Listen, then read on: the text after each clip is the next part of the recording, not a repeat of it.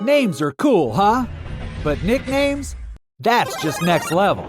Whether it's whispered sweetly at your bedside or echoed from the bleachers.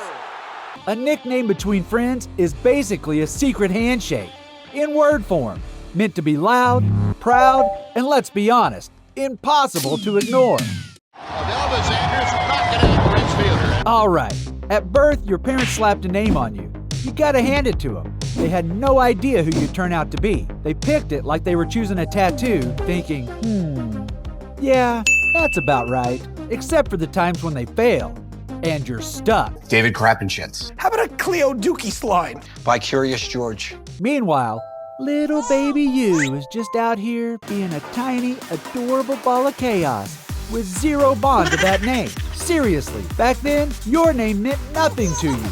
It was just a sound your parents yelled when you were about to stick a fork in the outlet or a marble up your nose. Now your friends, and maybe even your enemies, they're the ones who really know you. I remember when you used to be good. I remember when you used to be thin. They're out here giving you nicknames behind your back. And guess what? They're usually spot on. They see sides of you that even you don't catch.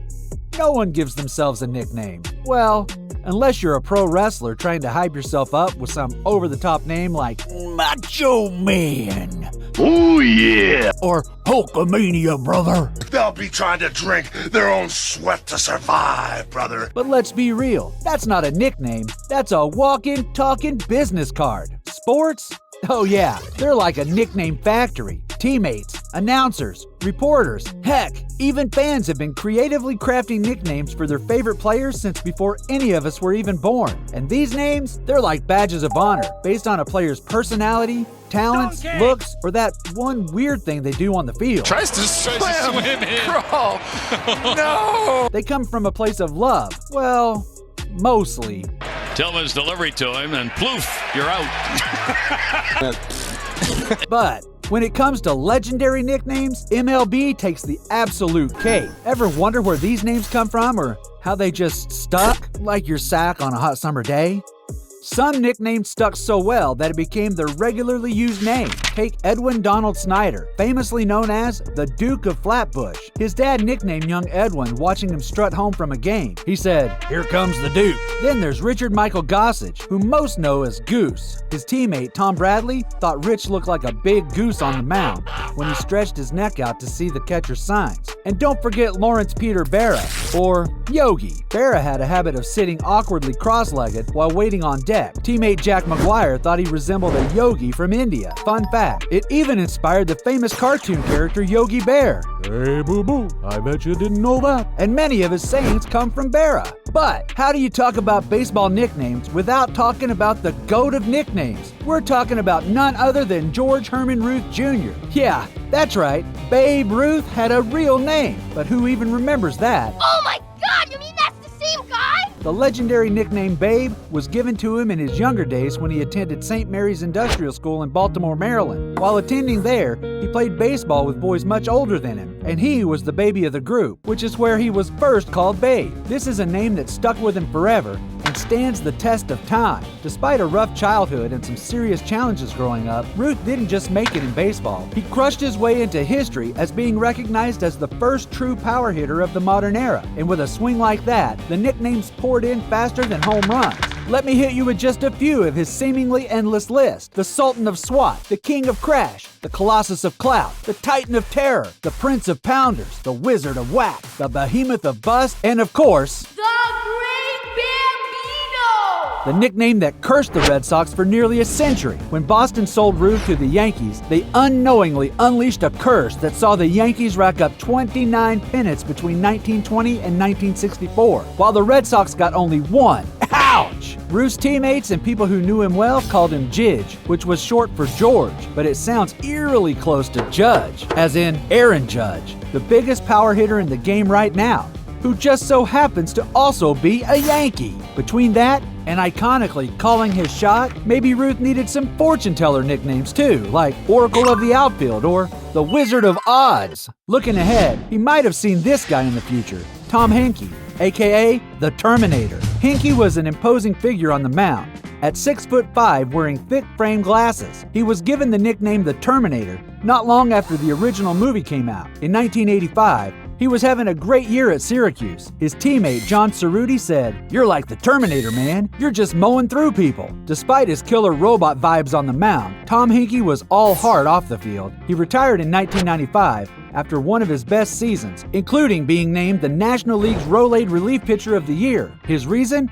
He wanted to be home with his family. He has 4 children, including a daughter with Down syndrome, which has inspired him to continue with charity work. He and his wife volunteer often at a special learning center helping handicapped children. Talk about a Terminator with a teddy bear heart. Our next legend, though he was an incredible baseball player, amassing 3,000 hits and 12 gold gloves, he was immortalized for his giant heart. We're talking about the great one, Roberto Clemente Walker. The great one wasn't just a nickname. It was a testament to his moral integrity, deep compassion, and relentless charity work. A friend of Clemente and a baseball historian, Luis Mayoral, once spoke about how even though Roberto was a relatively small man, at 5'11" and 175 pounds, he had huge hands. Luis said the size of his hands was exceeded only by the size of his heart. His hands reflected his spirit. He also added that Roberto Clemente was to Latinos what Jackie Robinson was to black baseball players. You know what Roberto Clemente means to all the Latin America. For us, the Babe Ruth,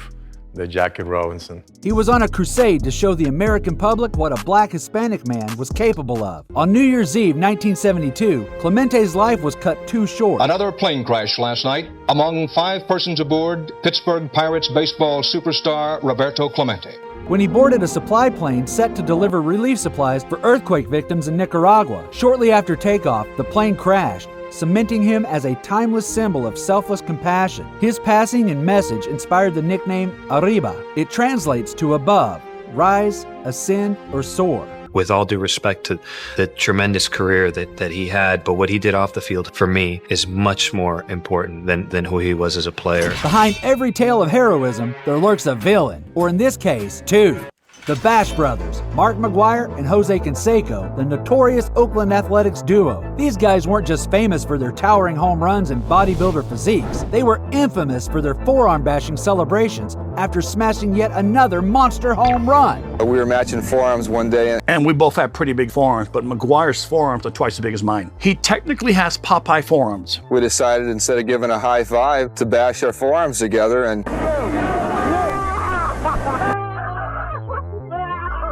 He's a freak of nature. Jose Canseco, self-proclaimed godfather of steroids in baseball, was no stranger to performance-enhancing drugs and found an equally willing apprentice in McGuire. The only sensible way to live in this world is without rules. There's no going back. You've changed things. Together, they kick-started the steroid saga that plagued the baseball world in the 1990s. And while some argue that steroids saved baseball from the brink of ruin during labor issues, the records set during this era carry a shadow, forever marked by controversy and asterisks. Another baseball villain was Roger Clemens, aka The Rocket.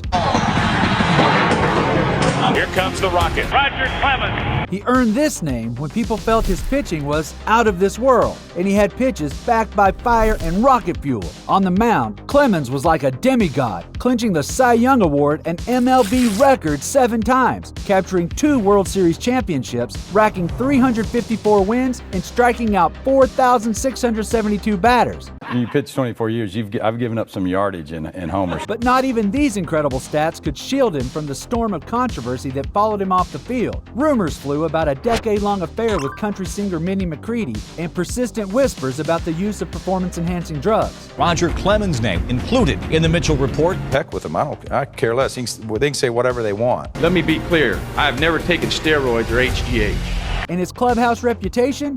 Far from stellar. A former manager, Cito Gaston, wasn't shy about his opinion of Clemens. He was quoted saying, "He's an himself, a complete and I'll say that loud, right in his face. It was all about him, ain't about nobody else." It was that very tenacity and aggression that defined him on the field. If I wanted to hit him with that bat, I would have hit him with that bat. Setting him apart as truly one of a kind. Not only is he one of just 3 pitchers ever to strike out 20 batters in a 9-inning game, but he's also achieved this incredible feat twice. One of the other guys on that exclusive list? It's tied the Major League record The big unit, Randy Johnson. Randy was given the name the Big Unit in his days with the Montreal Expos. During batting practice, he collided headfirst with outfielder Tim Raines. Stunned, Tim exclaimed, "Dang, you're a big unit." The nickname fits so well because Randy Johnson was the tallest player in the MLB for most of his career. Randy towered like Slender Man on the mound. I don't look athletic, I'm just tall. Hurling fastballs over 100 miles per hour. But hey, it wasn't just about speed. His killer slider, delivered almost sidearm, really put the fear in batters.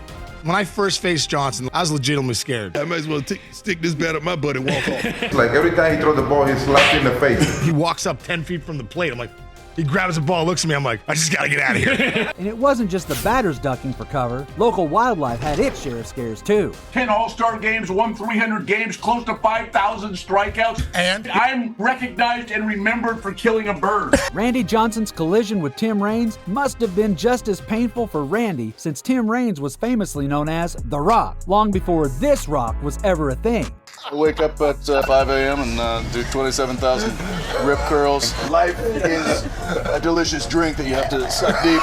Did you let him know who the real Rock is? No, he's a little too big for me. But Tim claims this nickname was given to him as a child, but teammates kept calling him that because his fingers were like rocks from his batting and then sliding head first all the time. Tim Raines was one of the best base stealers the game has ever seen. He was often compared to the man of steel, Ricky Henderson. Pete Rose, aka Charlie Hustle, spoke highly of the speedster. "They say that I can't throw like Ellis Valentine, or run like Tim Raines, or hit with power like Mike Schmidt. Who can?" Tim Raines famously admitted to having a cocaine addiction early in his career. In the first 9 months of 1982, he reportedly used $40,000 worth of cocaine. While at the 1985 Pittsburgh trials, Raines said he would keep a vial of cocaine in his back pocket and slid headfirst into bases to avoid breaking it. Tim has since said that that was only partly true, but largely exaggerated, saying, "I went into bases headfirst long after I stopped carrying coke around with me." You sure about that? You sure about that? That's why? Is there any truth to the story that one of the reasons you slid head first was because you had contraband in your back pocket? not quite sure. Yeah, it could be. Big Hurt, Big Poppy, Buddy, Buck, Bubba, Crime Dog, Chipper, Lefty, the Kid, the Say Hey Kid, Shoeless, Sandman, Satchel, and the Iron Horse. Whew! What don't kill you makes you stronger. Oh, yeah, it hit Eli Morgan right in the top of the head. I don't mean to laugh, but... With so little time, I think it's safe to say that we missed a few 100. The professor, Greg Maddox, might have to start a class to cover all of them. But with a few cheaters on this list, the test might need to be proctored. Yeah, I have book. I have teacher. You guys passed with flying colors. Nicknames are more than just a fun part of the game. They've become a cornerstone of baseball's amazing history, keeping these legends alive in our minds and hearts. These names don't just remind us of their skills and greatness, they make these players feel more human and relatable. If I missed your favorite, drop it in the comments below. Thanks for joining me on this trip through memory lane.